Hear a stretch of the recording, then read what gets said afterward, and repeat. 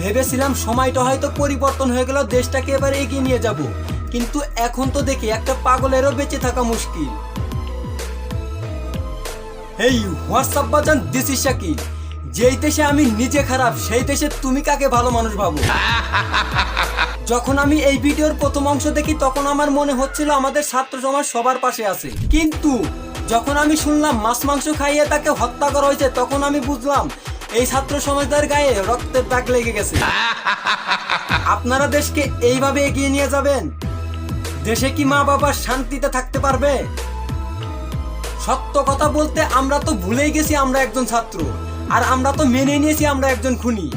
ভাইরে, এইভাবে আর কতদিন? অপূর্ব, এই চাকরি আমি ছেড়ে দেবো। দেশে এখন অন্তর্বর্তী সরকার আছে, ছাত্রদের হাতের মুঠোয় জনগণ আছে, আরে ফালালা।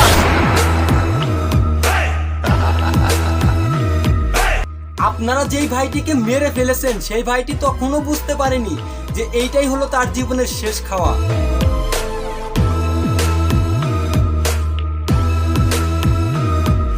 এইসব টপিকের উপরে কথা বলতে গেলে কথা ফুরাবে না, আরো কথা বেড়ে যাবে, কিন্তু জাস্ট একটা কথা আপনাদের বলবো, এর কি সঠিক বিচারটা হবে নাকি আবার বিষয়টা ধামাচাপা হয়ে যাবে? So by.